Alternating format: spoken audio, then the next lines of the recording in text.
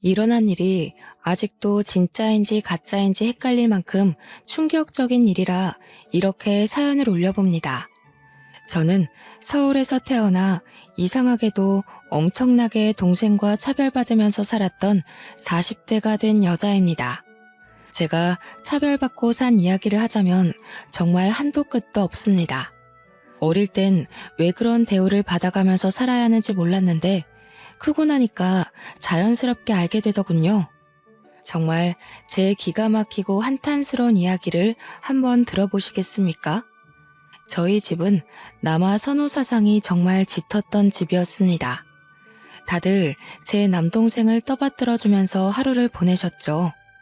그런데 제 편일 줄 알았던 엄마까지도 아들 하니까 저는 정말 미칠 지경이었습니다. 적어도 엄마만큼은 제 편을 들어줘야 하는 게 아닐까요? 다들 아들 한다지만 엄마도 저와 같은 여자라는 성별을 타고난 사람이니까요.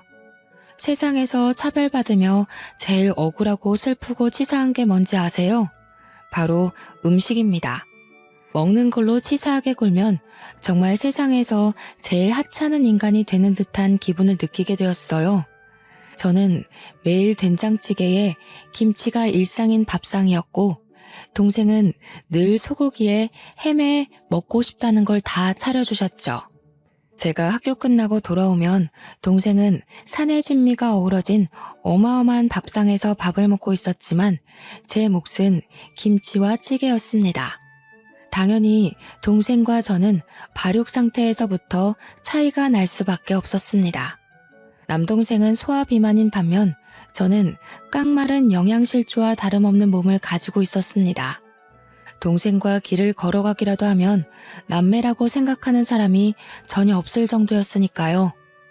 조금 크고 나서부터는 제가 남동생에게 괴롭힘을 당하는 앤 줄 알고 저를 도와주겠다는 사람이 나타날 정도였습니다. 그러니 이 차별이 얼마나 오랜 시간 지속되었고 제가 얼마나 서러움을 당했을지 이해가 가십니까? 집안에서 새는 바가지 밖에서도 샌다고 하잖아요.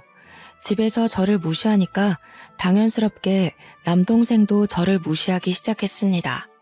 아주 엄마랑 둘이 짝짝꿍이 맞아가지고 저를 두고 이래라 저래라 난리를 치는데 하루 종일 서럽지 않은 시간이 없을 정도였습니다. 우리 아빠는 해외에 발령을 나가 있었던 상태라 한국에 있지도 않았고요. 그나마 유일하게 집에서 제 편을 들어주는 아빠가 오랜 시간 부재 상태로 있으니 저는 정말 하루가 지옥 같았습니다. 친할머니고 외할머니고 할 거 없이 죄다 저를 미워하셨어요. 할머니들이 오시면 당연히 우리 똥강아지 내 새끼는 동생을 향한 말이었죠. 시장 갔다가 생각나서 사왔다고 동생에게는 사탕을 하나를 안겨주셔도 제 몫은 단 한 개도 없었습니다. 동생만 데리고 공원에 놀러가고 전시회를 다니시면서 일상을 보내시는 게 취미셨어요. 저는 방 안에 틀어박혀 할 수 있는 거라곤 공부밖에 없었습니다. 다들 놀러 다니느라 바쁜 시기에 저는 공부만 했으니 제 머리가 얼마나 좋았겠어요. 하지만 저를 위해 단 한 푼도 쓰지 않던 엄마는 알아서 잘하니까 끝까지 혼자 하라며 동생에게만 학원을 보내주셨습니다. 이런 차별은 차별도 아니죠. 동생이 소아비만이었던 데다가 남자이기 때문에 체격이 조금 큰 편이었습니다. 살다 동생 옷을 물려받아 입은 사람은 주위에 저 하나뿐이었을 겁니다. 동생이 유행 지났다고 안 입는다고 내던진 옷은 고스란히 제 옷장에 들어오게 되었습니다. 저도 안 입고 싶다, 새 옷 사달라고 하면 없는 형편에 무리한 거 요구한다면서 저한테 멋부려서 어디다 쓸 거냐고 호댓말을 하셨어요. 그래봐야 남자밖에 더 꼬시겠냐며 그렇게 살면 누가 좋아하겠냐고요. 단지 다른 친구들처럼 분홍색 옷, 여성스러운 옷을 입고 싶었던 것뿐인데 제 몸에 맞는 옷을 입고 싶었던 것뿐인데 말이죠. 정말 토가 나오게 힘들었다는 말이 딱 어울리지 않겠습니까? 19살 고3 시절은 더욱더 가혹했습니다. 문제집 하나 사주지 않아서 남들이 다 풀고 버린 문제집을 주워다가 지우개로 박박 지워 문제를 풀었습니다. 담임 선생님께서 오죽 불쌍했으면 교사들에게 주어지는 문제집을 저에게 주시면서 공부하라고 하셨을까요? 저는 그것조차 기꺼이 받아 공부를 했습니다. 친구들은 저에게 동생이 하고 다니는 거 보면 집이 가난한 것도 아닌데 왜 그러느냐 했습니다. 저는 몰랐습니다. 우리 집이 가난한 줄 알았거든요. 저만 보면 돈이 없어서 못 해준다, 돈이 없어서 돈을 벌어와라, 이 말만 반복했기 때문에 우리 집이 가난한 줄 알았습니다. 그런데 동생이 입고 다니는 옷들은 전부 수십만 원이나 하는 메이커 제품이라고 하더라고요. 옷을 사본 적이 없어서 그 값이 얼마인지도 모르고 살았던 거죠. 그렇게 혹독한 고3 시절을 보내고 난 뒤 저는 결실을 맺었습니다. 제가 서울에 있는 유명한 대학에 턱하니 합격을 하게 된 것이었죠. 수능 당일 엄마가 싸준 떡을 먹고 속이 메스꺼려 문제에 집중을 못한 것 치고는 꽤 좋은 성적이었습니다. 제가 대학에 합격했다고 등록금을 주셨으면 한다고 이야기했을 때 온 집안 사람들은 저를 앉혀놓고 못된 말을 했습니다. 어디 여자가 대학을 가려고 하냐부터 시작해서 집안 살림이 빠듯한데 꼭 대학을 가야겠냐고 취업을 하라는 이야기였죠. 거기에 1살 어린 동생이 이제 고3인데 누나가 좋은 대학에 가면 길을 못 펴고 공부를 못할 거라는 이야기까지 덧붙였습니다. 남동생은 머리까지 나쁜 우매한 인간이었음에도 불구하고 저보다 남동생이 대학을 가야 한다는 이야기였죠. 그날 처음으로 저는 대들었습니다. 우리 집 가난한 거 아니지 않냐고, 내 등록금은 아빠가 벌어오는 거 아니냐고요. 그러자 할머니들은 저의 등짝을 치면서 네 아빠가 해외에서 고생하는데 딸이 대학을 가는 게 말이 되냐면서 돈을 벌어오라 했습니다. 남동생 대학 등록금만 해도 허리가 휠 게 뻔한데 어디 대학 문턱을 밟겠냐고요.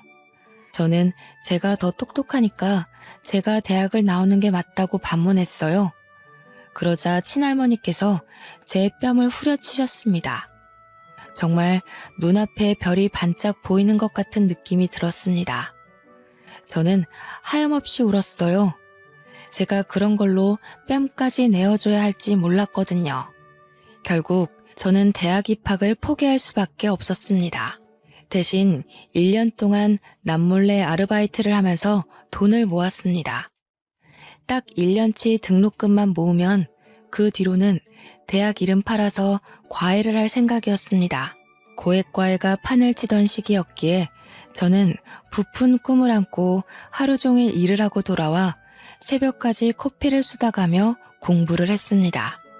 대학에 간 친구들이 술을 먹자 클럽에 가서 놀자고 저를 부를 때도 거절했습니다. 저에게 독하다며 손가락질하는 친구들도 있었지만 저는 그만큼 공부에 대한 열정이 가득했어요. 제가 가려던 명문 사립대는 등록금 때문에 포기할 수밖에 없었지만 서울에서 가장 유명한 국립대학을 목표로 공부했습니다. 재수를 하러 갈 때에는 절대로 엄마가 싸준 떡을 먹지 않아야지 하는 마음으로 말이죠. 편의점 아르바이트, 식당 아르바이트를 하며 열심히 돈을 모았고 수능 3개월 전부터는 독서실에서 총무 아르바이트를 했습니다.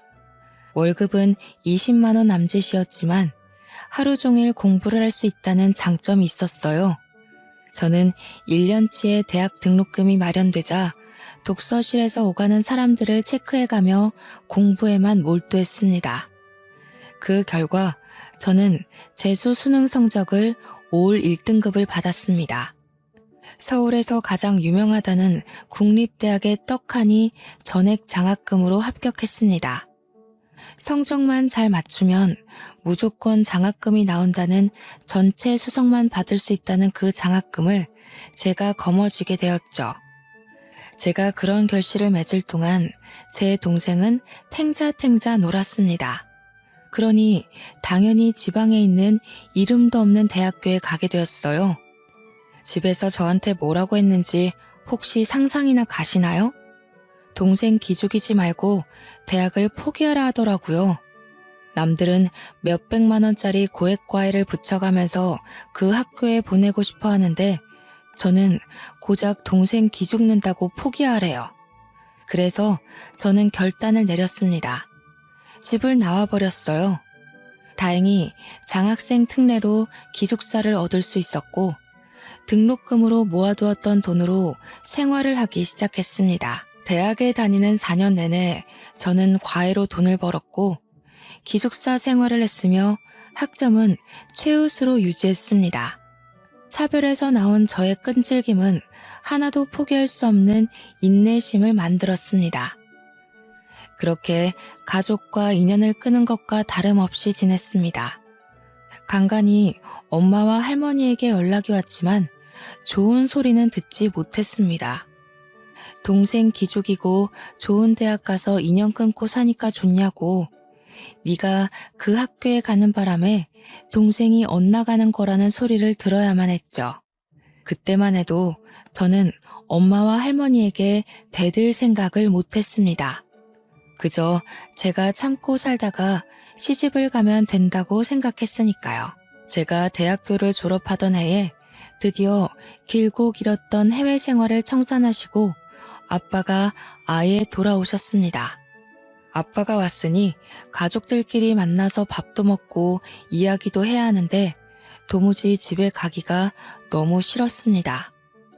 제가 하루 이틀 학교를 핑계대고 미루다가 결국에는 아빠가 저에게 연락을 하셨어요. 왜 집에 돌아오지 않느냐, 왜 집을 나갔냐 하는 순수하게 궁금함에서 나온 질문이었지만 저는 숨이 턱 막히는 것 같았습니다. 엄마 밥을 먹으면서 살아야 힘이 나지 왜 밖에서 그러고 살아 하는데 가슴에서 쿡 찌르는 분노가 일더라고요. 그래서 천하태평 해외에서 시간 보내느라 아무것도 몰랐을 아빠에게 와다다 다 쏟아냈습니다. 내가 왜 나가 사냐고? 엄마가 밥 반찬으로 김치밖에 안 주는데 내가 왜 집밥을 그리워해야 돼? 뭘 먹을 게 있어서 집밥 타령을 하겠냐고 내가. 밖에서 사 먹는 게 훨씬 영양가 있고 맛있어. 아빠는 제 말에 놀란 듯 그게 무슨 소리냐고 되물었어요. 마치 제가 김치만 먹고 살았다는 걸 처음 알았다는 목소리였죠. 우리 아빠는 방관자였습니다. 말 그대로야. 김치만 먹고 살았다고. 동생은 맨날 고기 주고 생선 줘도 나는 김치에 찌개만 먹고 살았다고. 내가 왜 체중 미달이었는데? 그러자 아빠는 한숨을 쉬면서 잘 알겠다고 했어요. 그동안 매정하게 아무것도 몰라서 미안하다고 사과까지 했습니다. 아빠가 나를 그렇게 차별한 게 아니었는데 괜히 화풀이는 아빠에게 하고 저는 눈물이 쏟아질 것 같았습니다. 아빠는 정말 아무것도 모르는 바보였어요. 할머니들도 모조리 다 공범이라고 나한테 대학도 가지 말라고 했다고. 내가 왜 그 좋은 대학에 합격하고도 재수를 했는 줄 아냐? 등록금 못 대준다고 해서 그렇다고. 그래서 재수한 거라고 다 쏟아냈습니다. 제 이야기를 들은 아빠는 엄마에게 화를 냈어요. 후폭풍이 두려웠지만 속이 얼마나 시원했는지 모르겠네요. 제 나이 25살에서야 드디어 알을 깨고 나온 듯한 기분이 들었습니다. 아빠랑 한바탕 싸운 건지 엄마가 전화를 해서는 저에게 꼭 그걸 말로 뱉었어야 했냐고 저에게 화를 냈습니다. 아빠가 어떻게 대학 등록금도 주지 않아서 애를 저 고생하게 만들었냐고 했다는데 그거야말로 제가 잘못한 게 아니잖아요. 엄마가 맨날 돈 없다 하면서 이름 모를 대학에 간 동생 자취방 얻어주고 생활비 대주고 하느라 돈이 없는 거죠. 저는 엄마한테 다 이야기를 했어요. 내가 차별받고 자란 게 어떻게 마음의 병이 되지 않을 수 있겠냐고요. 저한테 키워준 은혜도 모르고 아빠와 자기 사이를 갈라놓으려고 한대요. 어떻게 엄마라는 사람이 저한테 그런 소리를 할 수 있을까요? 멀리서 아빠가 엄마한테 또 내 딸한테 전화해서 뭐라 하는 거냐고 성질을 부리는 소리가 들렸습니다. 엄마는 서둘러서 전화를 끊으셨고 저는 속으로 아빠를 응원했습니다. 당연히 서울에서 제일 좋은 국립대를 졸업했는데 취직이 힘들었을까요? 저는 대기업에 떡하니 취직을 했습니다. 제가 취업을 하는 동안 남동생은 학사 경고를 맞고 졸업장도 받지 못한 채로 미루던 군대에 갔습니다. 그렇게 가기 싫다고 난리를 치고 미루더니 24살에서야 겨우 군대를 간 꼴이었죠. 자기보다 어린 선임들에게 머리를 조아려야 한다고 너무 힘들다고 매일같이 엄마한테 우는 소리를 했대요. 근데 우리 엄마 정말 매주 면회를 가더라고요. 코앞에서 자취를 하는 저를 보러 온 적은 단 한 번도 없었으면서 그 흔한 반찬통 한 번 줘본 적 없으면서 남동생 면회 갈 때는 정말 바리바리 싸들고 간대요. 그러더니 저한테 친구들 좀 데리고 면회 가서 동생 면을 살려주라는 거예요. 주위에 예쁜 친구 하나 없냐면서 공부만 하더니 죄다 안경잡이들 만나는 거냐고 소리를 지르는 거 있죠. 동생 선임들이랑 소개팅도 시켜주고 해야 동생이 편할 거 아니냐는데 도대체 제가 왜 그래야 하는지 이해가 안 갔어요. 제가 무슨 마담뚜예요? 그런 거라게. 저는 대기업 취업과 동시에 잠시 들어가 살고 있던 고시원을 청산하고 원룸 전세 계약을 했습니다. 집에는 죽어도 들어가기 싫고 어차피 도움 요청해봐야 1원 한 푼 보태줄 마음 없는 거 뻔히 알아서 전세 대출을 받아서 들어갔어요. 아빠만 모든 걸 알고 난 뒤 저한테 미안해 하셨죠. 그래도 전세금 조금 보태줬어야 하는 건데 하시면서요. 전세 대출해봐야 얼마 안 되는 돈이라 착실하게 갚아 나갔습니다. 한 3년쯤 지났을까요? 돈 모아가며 열심히 착실하게 살고 있었던 저에게 엄마가 갑작스럽게 연락을 했어요. 명절 때 아니고서야 서로 연락도 없이 지냈는데 뜬금없이 연락에 무슨 일 있나 싶어서 받았죠. 너는 그 큰 돈 벌면서 어떻게 집에 생활비 한 푼도 안 줄 수 있니?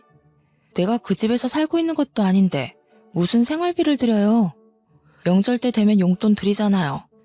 내가 키워준 몫이라도 내놔라 그럼. 내가 그 돈 받아서 써야겠다. 제가 미치지 않고서야 그 돈을 왜 엄마에게 주겠습니까? 키워준 몫이라고 해도 옷 한 번 제대로 사준 적 없는 엄마한테 제가 왜 돈을 줘야 하나요? 그래서 저도 먹고 살기 빠듯한 처지라 안 되겠다고 했습니다. 너 원룸 살고 있다고 했니? 아무리 원룸이라지만 요즘은 평수가 좀 다양하다고 하던데 둘이 살기 괜찮니? 저는 갑자기 저희 집을 물어보는 엄마가 수상했습니다. 제대로 대답하지 않고 미적거리고 있자 엄마가 진짜 용건을 딱 뱉더라고요. 우리 훈이가 너네 집 근처에 있는 인쇄소에 취직했다고 하더라. 본가에서 출퇴근하기가 힘드니까 같이 살았으면 좋겠네. 엄마, 말이 되는 소리를 좀 하세요.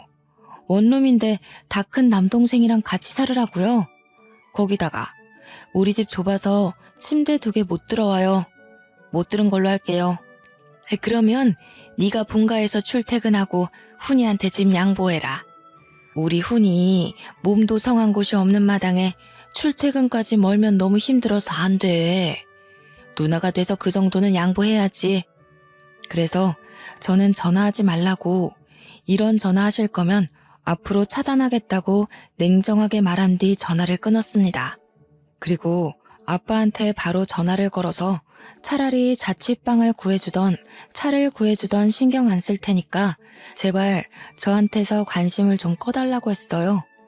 아빠가 또 면목 없다면서 저한테 미안하다고 하시더군요.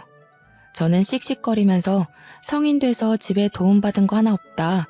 물론 어릴 때도 별로 없지만 그래도 쌀밥에 김치 준 거, 그거 키워준 거라고 생각하겠다고 했어요. 20살 이후부터는 정말 집에 1원 한 푼 받은 거 없고 밥도 못 얻어먹었다고 잠만 자고 나왔다고 했습니다.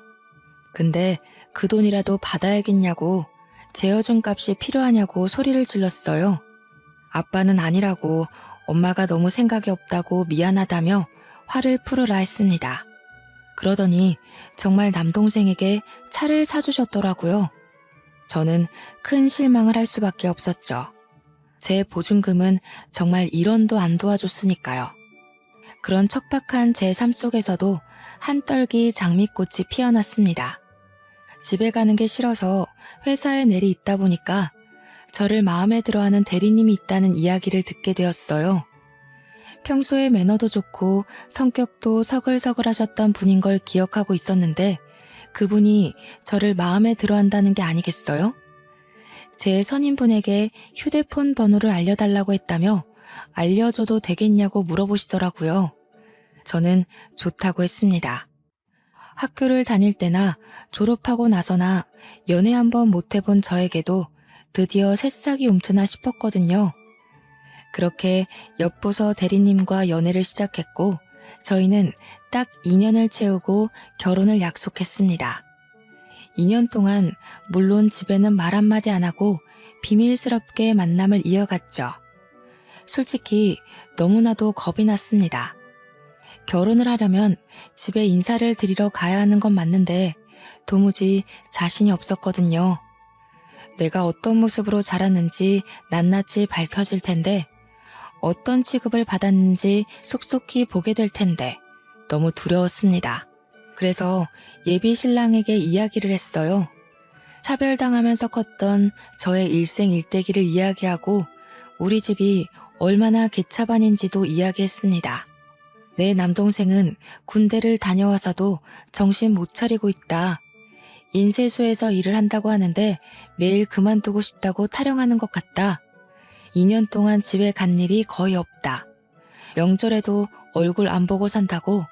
결혼을 해도 처가에 뭘 하려는 생각을 하지 말라고 단단히 일러두었습니다. 저는 예비 신랑이 저를 떠나간다고 해도 할 말이 없다고 생각했는데 예비 신랑은 제 손을 꽉 잡아주었어요. 참 힘들었겠다. 너무 고생했다. 앞으로는 내가 그 과거를 모두 지워줄게 하는데 눈물이 나더라고요. 저는 예비 신랑에게 꼭 약속을 지켜달라고 했습니다. 나한테 분명 할 이야기는 돈밖에 없을 거라고. 대신 우리 집이랑 인연 끊고 살 거고 절대로 돈 줄 일 없을 거라고. 혹시나 집에서 돈 이야기 꺼내면 절대로 모른 척하고 받아주지도 말라고 이야기를 했습니다. 그리고 그 이야기는 시댁 가서도 똑같이 했어요. 제가 차별당한 역사를 들으신 시모는 눈물을 찍어내셨고 시부는 분노하셨습니다. 우리 똑 부러지는 며느리를 누가 그런 대우를 받게 했냐고 혼쭐을 내주시겠다고 했죠. 저는 울다 웃으면서 예비 시부모님에게 평생 잘하겠다고 약속을 드렸습니다. 남아 선호 사상 때문에 저를 ATM 기계인 줄 안다고 이해를 부탁드렸습니다. 대신 절대로 피해를 끼치지 않을 거고 인연 끊을 거라고요. 시부모도 남편처럼 저를 꼭 안아주시며 앞으로는 우리가 가족이다. 우리가 네 부모다 하셨습니다. 알고 보니 시모도 집안에서 남아선호 사상 때문에 고생하며 자랐다고 하시더라고요. 그래서인지 통하는 게 참 많았습니다. 그렇게 오지 않길 바랐던 상견례 날이 되었습니다. 제가 딱 걱정했던 대로 우리 엄마는 인사가 끝나기 무섭게 돈 이야기부터 꺼내셨습니다. 미리 말씀드리긴 했지만 제 얼굴은 완전히 굳어졌고 시부모는 엄마의 이야기보다 저의 표정에 더 집중을 하시더라고요. 혹시라도 제가 상처받을까봐 걱정하시는 눈치였습니다. 집은 몇 평으로 구해주실 거예요? 예물은 혹시 리스트 뽑으셨나요? 우리 애가 평생 꾸미는 거에 관심이 없어서 아마 예물 봐도 잘 모를 겁니다. 제가 보고 골라도 상관없으시겠죠? 정말 말끝마다 돈. 난리도 아니더라고요.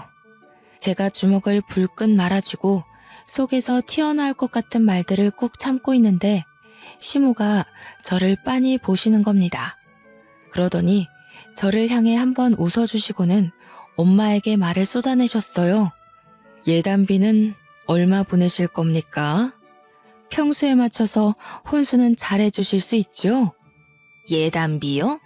그런 이야기는 따로 물어본 적이 없는데 어차피 우리 딸이 모아둔 돈 있으니 거기서 예단비 할 거예요. 시부모님 얼굴이 확 굳어지시는데 저도 여기서 가만히 있으면 안 되겠다 싶었습니다. 아빠는 엄마를 말리고 있고 음식에 눈이 멀어서 밥만 쉼없이 처먹는 남동생을 보면서 부끄럽기까지 했어요. 저희 반반 결혼할 거예요. 집도 대출받아서 반반 나눠 갚을 거고 예단 예물도 없이 결혼하겠습니다. 서로 아무것도 준비하지 말고 저희가 하는 대로 지켜보시면 될 것 같아요. 받을 건 받아야지. 내가 줄 게 없는데 뭘 받아. 지렁이도 밟으면 꿈틀거린다고 제가 상견례 자리에서 냅다 소리를 지르니 엄마가 눈만 껌뻑하시면서 아무 말도 못하셨어요. 분이 올랐는지 저한테 야 하시는데 아빠가 그런 엄마를 말리면서 시부모님께 죄송하다고 고개를 숙이셨습니다. 아무래도 아이들이 하자는 대로 하는 게 좋을 것 같다면서 예비 신랑에게 저를 잘 부탁한다고 하셨어요. 저는 그 모습까지도 솔직히 가식으로 느껴지긴 했지만 그래도 유일하게 엄마를 말려줄 수 있는 게 아빠뿐이라 참았습니다.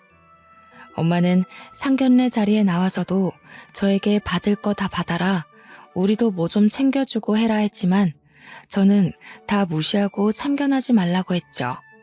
키워봐야 다 소용없다면서 소리치는 엄마를 단 한 번도 뒤돌아보지 않고 집으로 돌아왔습니다. 아무튼 그 뒤로 서로 마주할 일 없이 엄마의 불만이 가득한 채로 결혼식장에 서게 되었습니다. 엄마는 끝까지 나에게 바보 멍청이라고 했지만 저는 엄마가 그렇게 투정을 부릴수록 결혼을 잘했다고 생각했어요. 남편과 저는 둘 다 대기업에 다니고 있었기 때문에 대출이 넉넉하게 나왔고 집도 잘 구해서 혼수까지 잘 채워놓고 살고 있었습니다. 그렇게 달콤한 신혼생활을 6개월 정도 이어갔을까요? 뜬금없이 엄마에게 연락이 왔습니다. 그러더니 저에게 돈을 빌려달라고 하시더라고요. 그래서 왜 돈이 필요하냐고 동생이 사고 쳤냐고 하니까 버럭 화를 내면서 착한 훈이가 그럴 일이 있냐는 겁니다. 저는 그것도 아니면 왜 돈이 필요하냐 했더니 엄마가 저에게 암에 걸렸다고 이야기를 하시는 게 아니겠어요. 미리미리 암보험을 준비했어야 했는데 사는 게 촉박해서 암보험 하나 가입할 생각을 못했다면서 저에게 돈 좀 빌려달래요.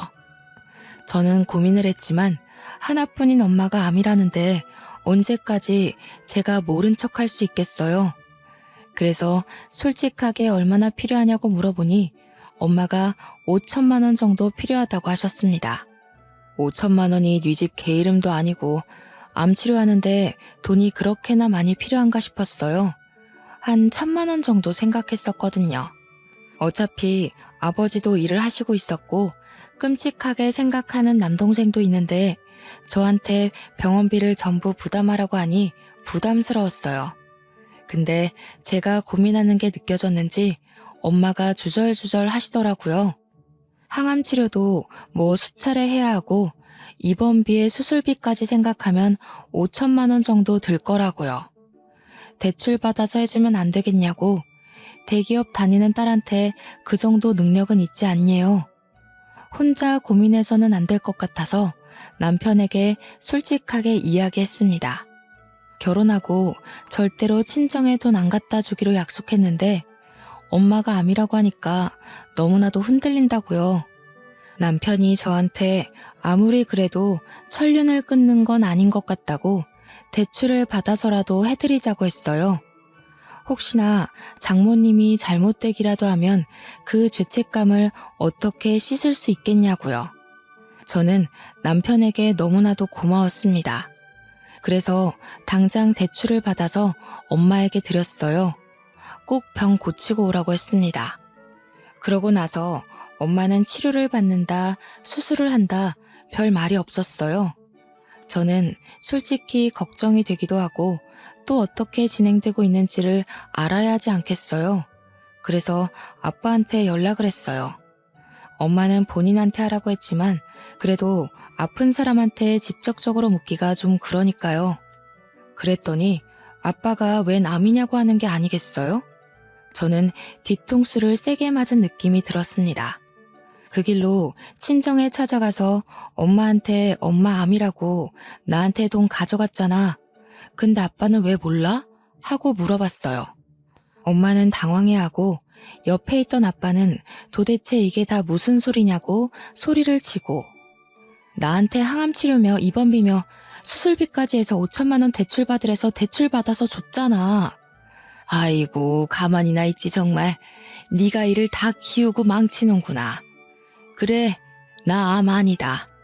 네 동생이 사업하고 싶다고 한 번만 도와달라는데 어떻게 하니? 누나가 돼서 여태 동생 하는 모든 앞길을 막았으면 그 정도는 도와줄 수 있지 않니? 이게 다 우리 집안 기둥이 살아야 잘 되는 거 몰라서 그래? 동생이 인쇄소도 진즉 때려쳤다고 하더라고요. 도무지 남 밑에서 굽신거리면서 일하는 게 적성에 안 맞는다고 하면서 사업을 하겠다고 했대요. 당연히 아빠는 반대했고 돈 나올 구석이 없으니 저한테 거짓말을 치고 돈을 받아간 것이었습니다. 대기업 다니는 누나가 있는데 초기 비용이 뭐가 걱정이겠냐고 하면서 5천만 원을 고스란히 동생에게 줬다는 겁니다. 그 순간 동생이 러닝 셔츠 하나 입고 배를 벅벅 긁으면서 까치집한 머리로 하품하며 나오는데 진짜 미치겠더라고요. 아, 누나 왔어? 누나가 준 돈 잘 썼어. 누나 덕분에 나 큰 돈 벌 것 같아. 개소리 하지 말고 당장 내 돈 갚아. 나도 그거 대출받아서 준 거라고. 엄마가 암이라고 거짓말해서 준 돈이라고. 아이씨, 누나. 투자의 기본은 냅두는 거야, 어? 내가 코인 제대로 된 거에 시게 투자했으니까 2배로 불려줄게. 알겠지? 저는 진짜 숨이 턱 막히는 기분이었습니다. 이걸 남편한테는 어떻게 이야기해야 할지 막막했어요. 아빠는 저 대신 화를 내고 있었고 엄마는 그런 아빠한테 애 기죽이고 있다며 화를 냈고요. 결국 그 돈은 종이 조각이 되고 말았죠. 코인이라는 게 어떻게 무조건 벌 수만 있겠습니까? 죄다 잃고 저한테 배째라는 식으로 나오더군요. 저는 정말 친정과 인연을 끊기로 했습니다. 연락도 받지 않고 찾아가지도 않고요. 남편은 저에게 5천만 원으로 인생 공부했다는 셈 치자고 했습니다. 내용 증명을 보내버릴까 하다가 남편이 굳고 말려서 참았습니다. 그 와중에 아빠는 저한테 미안하다며 일부라도 갚겠다고 저에게 2천만 원을 송금해 주셨습니다. 아빠도 저에게는 방관자나 다름없었기에 저는 그 돈을 그냥 받았습니다. 미안하다는 아빠의 말이 진심일지 거짓일지 몰라도 저도 남편에게 미안해서 그냥 받았어요. 그러고는 정말 아빠와도 그 누구와도 연락하지 않고 지냈습니다. 그렇게 몇 개월이 지나고 저희에게 소중한 생명이 찾아왔습니다. 시댁에서는 경사가 났다면서 저를 위해 한약도 지어주시고 병원도 매번 같이 가주셨어요.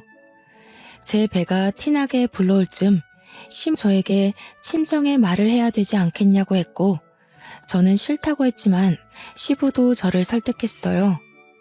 아무리 그래도 손주가 생기면 달라지는 법이라고 연락을 해보는 게 좋겠다고 하셨습니다. 저는 끊임없는 시댁의 설득에 결국 친정 부모님께 말씀을 드렸습니다. 임신했다고? 4개월인데 이제서 이야기한단 말이야? 사돈댁에서 뭐 해줬니? 가방이나 하나 받아와라. 엄마가 보니까 옆집 아줌마가 이번에 C사 신상백 샀다는데 너무 예쁘더라. 나도 네 덕에 명품백 한번 들어보자야. 저는 그 말을 듣자마자 그냥 전화를 끊어버렸습니다. 도대체 딸이 임신했다는데 가방 사달라고 조르라는 사람이 엄마가 맞습니까? 심지어 저를 위한 것도 아니고 본인을 위해서요. 저는 정말 엄마 같은 엄마가 될까봐 너무나도 두렵고 무서웠습니다. 꼭 받아야 할 임신인데 이런 생각을 하게 만드는 친정 식구들이 너무나도 두려웠어요. 그래서 정말 이번에야말로 연락을 끊겠다고 수십 번 다짐했습니다. 남들은 친정에서 몸조리를 해준다고 하는데 도대체 우리 엄마는 뭔지 모르겠더라고요. 나를 돈으로만 보고 나를 사람 취급도 안 해주는 엄마가 진짜 내 엄마가 맞는지도 모르겠고요. 늘 엄마는 진짜 나를 배 아파서 낳았어? 하고 물어보면 시덥지 않은 소리 한다고 자리를 피했던 엄마가 원망스러웠어요. 그렇게 6개월이 더 지나고 저는 떡두꺼비 같은 아들을 낳았습니다. 정말 신생아들 크는 속도는 눈에 띄더라고요. 매일같이 모유를 먹이고 아이 트림을 시키고 정말 생명이라는 게 이렇게 대단한 거구나 하는 걸 느꼈습니다. 제 품 안에서 배불리 먹고 잠든 아이를 보면서 도대체 우리 엄마는 나를 왜 그렇게 미워했을까? 어떻게 그럴 수 있을까 의문이 들었죠. 아이가 돌이 지나고 저는 모유 수유를 끊었습니다. 아이 이유식을 시작하고 분유를 번갈아가며 먹이고 늘 배불리 먹는 아이를 보며 행복했어요. 그렇게 한 1년쯤 더 지나서 제 가슴에 몽우리가 잡히는 게 느껴졌습니다. 혹시 유선이 막혀서 혹이라도 생긴 건 아닐까 병원에 가서 검사를 하니 유방암이라고 하는 게 아니겠어요. 다행히도 제가 가슴 마사지를 한다고 매일 만지다가 알게 된 터라 완전 초기였고 항암 치료만 해도 충분히 줄어들 거라고 했어요. 수술도 어렵지 않은 위치라 운이 좋다고도 하셨고요. 시부모님이 제 손을 잡고 막 우시는데 저 괜찮대요.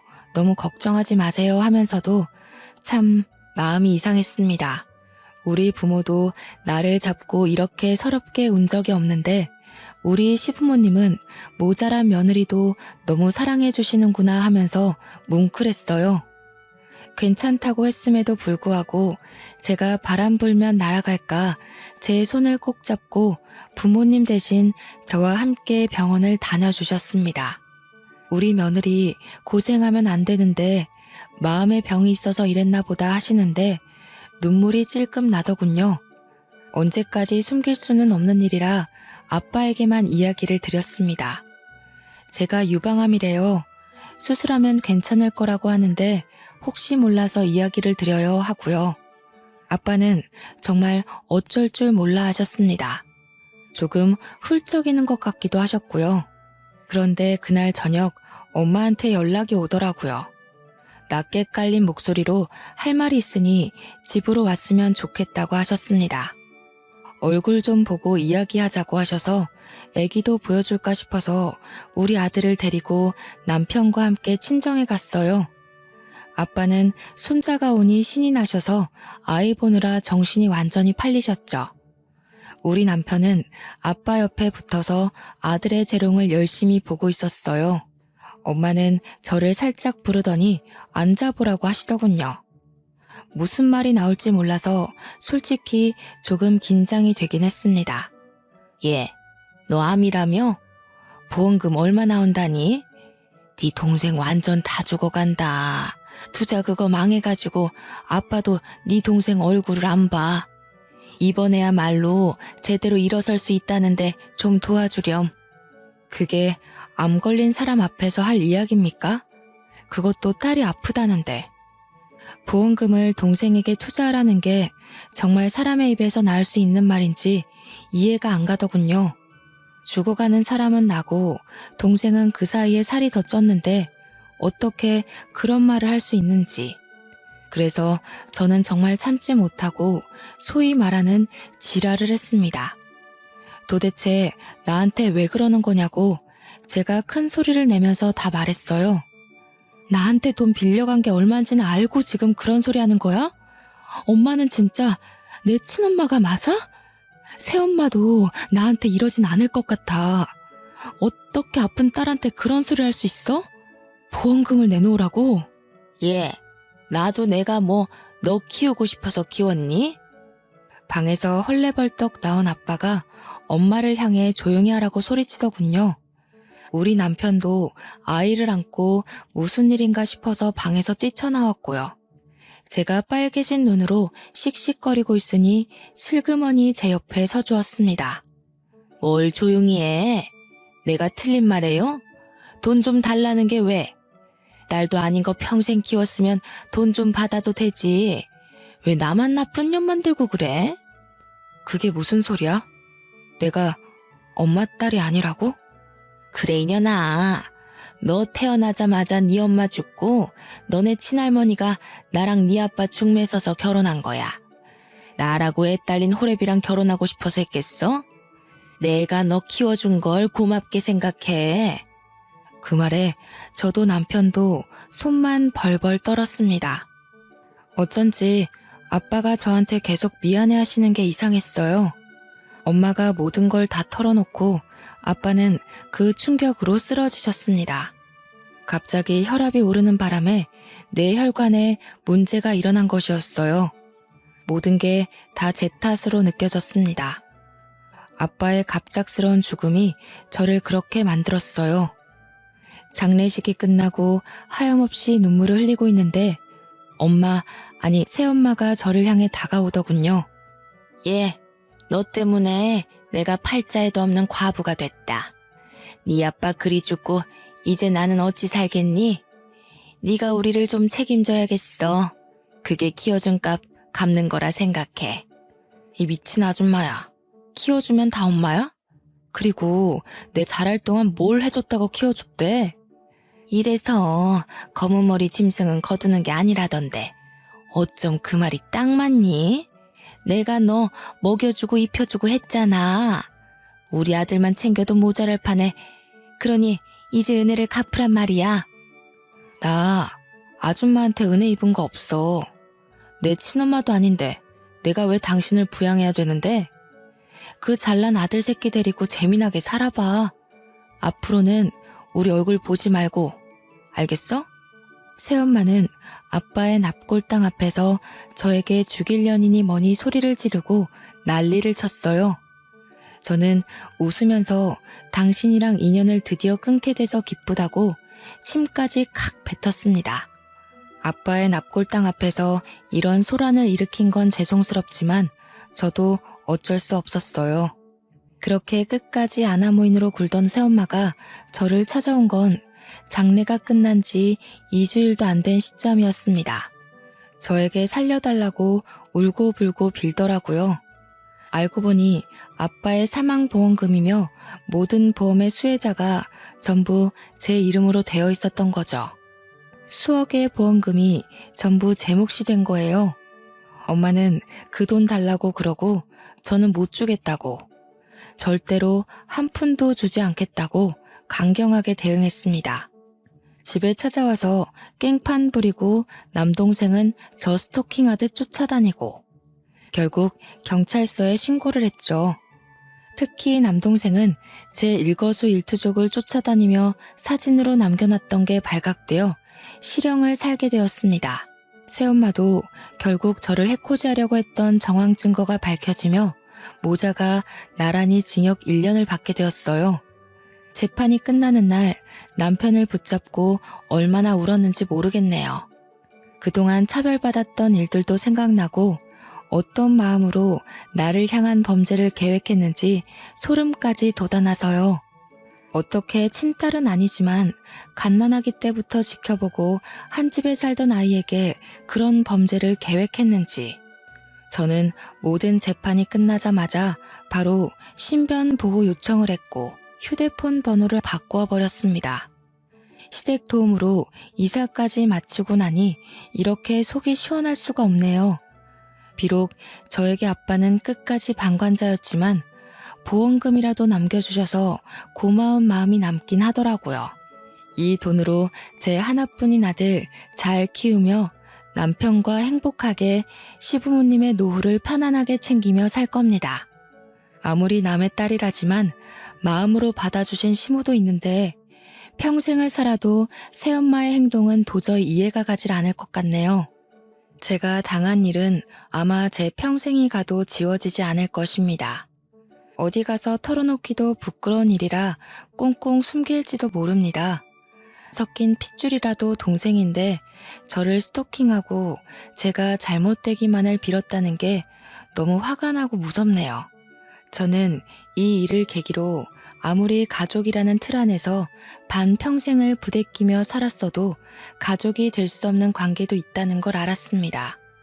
가족이 된 지 몇 년 안 된 우리 시댁 식구들과 남편이 더 가족처럼 느껴지는 이유이기도 하겠죠.